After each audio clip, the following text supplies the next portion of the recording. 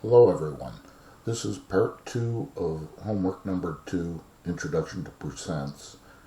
And last time we left off with an example of increase and decrease, percent of that is. And we started talking about the how to solve basic percent problems.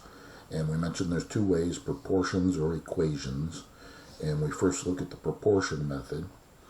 And the formula we want to use, as mentioned last time, part over base equals rate over 100, where we consider the base to be the whole or the quantity under consideration.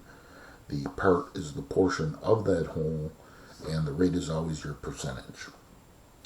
And we have a blanket statement that is worthy of memorizing. Just simply say that the percent of the base is the part. And with that, we have a formula that you may remember. Instead of part over base is rate over 100. Since the base follows the word of and the part follows the word is, sometimes people will say is over of equals percent over 100, because the is represents the part and the of represents the base. So we're going to use this method first, and then we'll show the equation method. When using this method, I always write down the three things that are under consideration, and that's the rate, the base, and the part. You're always going to know two of these three things, and our job is basically to find the third. The rate is the easiest to shoot for because that's the percentage, and it is either known or unknown. And it's easy to identify, obviously, in this problem, 53.5%. So then the question is, does the 120 represent the base or the part? And so since the phrase says percent of base is part, we're saying the percentage of 120, so therefore the 120 must be the base. And the parts are unknown, call it X, N, whatever you prefer. And then it's not necessary to rewrite the formula. I'm going to do it this one time. Part over base equals the rate over 100.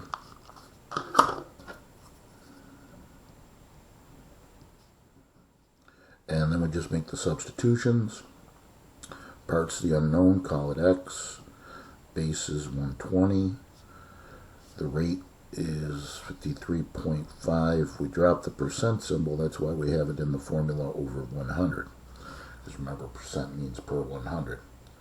And then from there, it's our two-step process. This is a proportion, we just cross multiply. We get 100x equals, you're obviously going to use your calculator here, 120 multiplied by 53.5 is 6420, and then we divide. And we always divide by the coefficient of the variable. In this case, divide by 100. I'll show it in an extra step. Although I've mentioned before that many of you just jump right in there and show it in this line. But if you need to use your calculator, 64.2. Okay, there's three types of situations. There we were looking for the part. We'll look at all three. Just to always start by writing down the three things: rate, base, and part. And fill in. Again, the rate is the easiest. You either know it or you don't. And it's obvious in the sentence if you know it or not, because it'll say, if you don't know it, it'll say what percent. Here, obviously, 2%. Okay, and then sticking with the phrase, percent of base is part, so percent of what number must be the base, that'll be X, is the part, which must be 10. And then in the formula, again, I'm not going to rewrite it at this point. It's part, which is 10, over base, the unknown X, equals the rate of 2 over 100. We drop the percent symbol. Again, that's why the 100 is in the denominator of that fraction in the formula. Then we cross multiply, so 1000 equals 2x, and then we divide. And remember, we always divide by the coefficient of x, so we're dividing both sides by 2 here.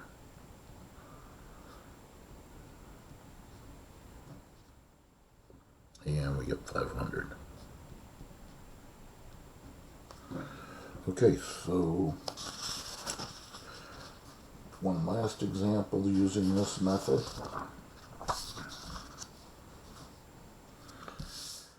And now looks like we're looking for the percent. So it's most convenient to just start by writing it out, rate, base, and part. Take your time. Mathematics is a discipline. And if you take your time to write out the steps, then you're going to be rewarded in the end. If you just start guessing or start staring at things, then it makes it more difficult. So just take your time, write things out, and things will flow neatly. So write down rate, base, and part. You can obviously see it says what percent, so the rate is going to be the unknown. I'm using X, you could use any letter as I've said in the past. Okay, so now the phrase is not exactly set up the way we had stated it. But piecing it together, our statement was, just to remind you, the percent of the base is the part. So we want to know the percentage of this number. So therefore, that must be the base, because we're saying the percent of the base. So the base must be the 135, and that would leave the part to be the 11.07. Okay, and then I'll reiterate the formula here. Part over base equals rate over 100. And we have substituting part 11.07 over the base 135 equals our rate, the unknown, over 100. Okay, we cross multiply and divide, two-step process, so hopefully we're all comfortable with this at this point. We get 1107 equals 135x, and now we divide, and we're dividing by the 135 in this case. Remember, never put the variable on the bottom when you do this division. It's only the coefficient that you're dividing by. And obviously a situation where we'd want to use our calculator. And we get 8.2.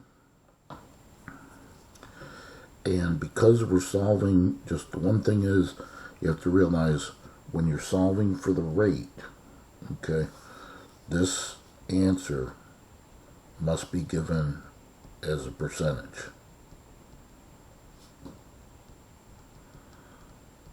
Okay, so that's the only thing you have to be aware of. So add the percent symbol. Okay, so that's the proportion method. Now, I'd really like you to consider because the equation method, we're going to be doing a lot of algebra, and people that solve these problems on a daily basis generally will prefer the equation method over the proportion method. Although you could use the proportion method if you really feel that you must, but I'd really like you to consider the equation method. So we start with the same statement. The percentage of the base is the part. And the word of means to multiply, and the word is means equals. So we're going to always start with this statement. Okay, instead of writing out the words rate, base, and part, we're going to say blank percent of blank is blank. And then we're going to fill the pieces in. Again, we're always going to know 2 out of 3, and we'll be asked to find the third. And then we're going to use the fact that of means to multiply and is means equals to translate that into a mathematical equation, and then we'll be able to solve for the unknown. And a couple notes. When translating the sentence into an equation, the percent must be changed to a decimal. And we change the percent to a decimal, recall, by moving the decimal point 2 places to the left. And then also when we solve for the percent, our answer is going to be a decimal, and that has to be changed to a percent. So we'll see that through our example. So I'm going to start this problem. It's the same types as we've just seen, but I'm going to do it using the equation method. So I'm going to say blank percent of blank is blank. Again, the percentage is the easy, and that's 8. Look at how neat this is. Of 180, so of, fill it in, 180, that's the base, is the part, and that's going to be the unknown x. Now we translate that into a mathematical sentence, but change the percent to a decimal. Again, 2 places to the left, so 0.08. Of means multiply. I'm going to use the multiplication dot. You want to get used to the multiplication dot rather than the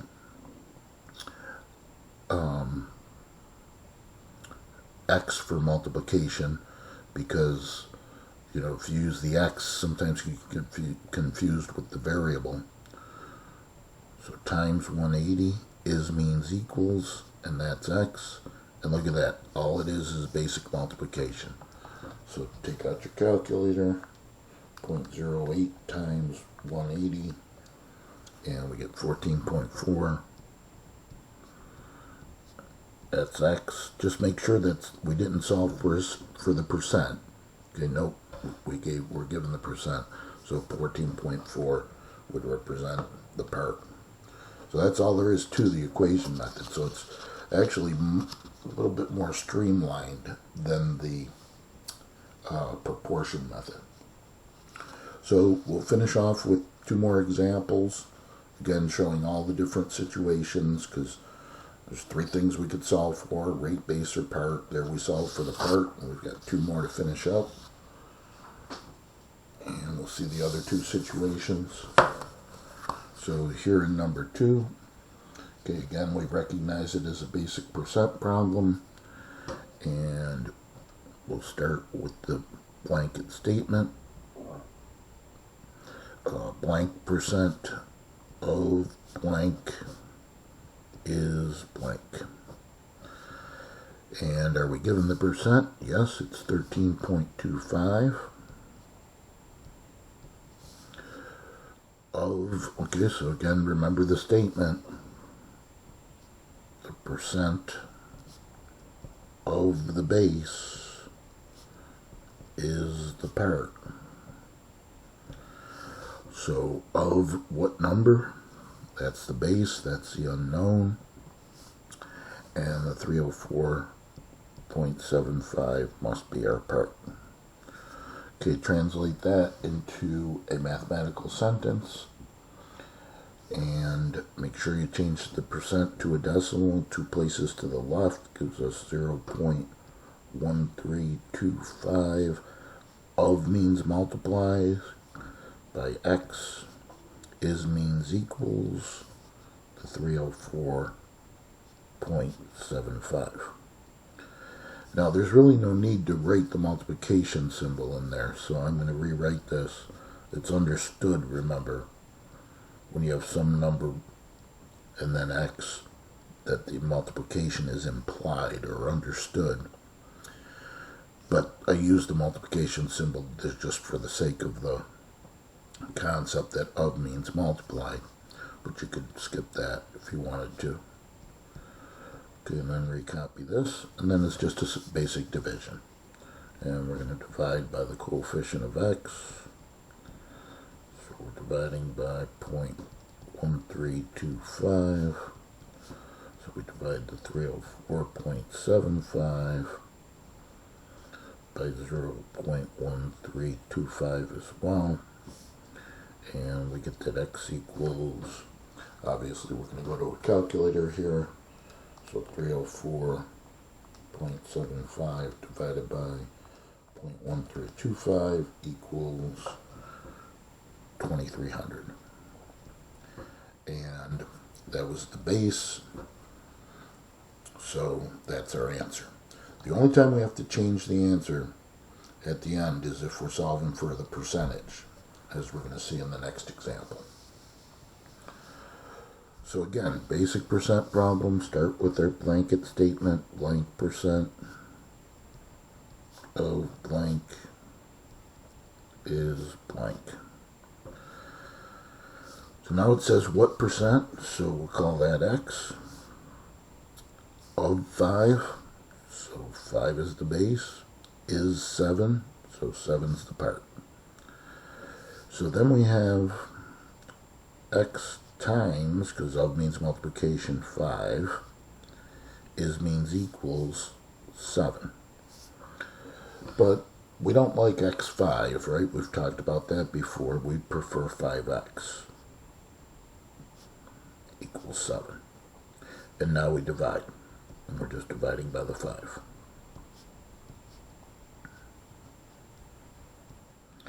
And so we get x equals 1.4. Let me just double check that. Okay. But since we solved for the percentage, we have to change this answer to a percent. That's a decimal. And we change to a decimal to a percent now by moving 2 places to the right and adding the percent symbol. So if I write 1.4, 2 places to the right, see we need a placeholder, add the percent symbol, so now x is 140%. Okay, so that's the end of homework number 2. Again, I'd like you to consider the equation method, but if you use the proportion method, that's fine. But in the future, I'm going to be using the equation method because that's the method that most mathematicians prefer.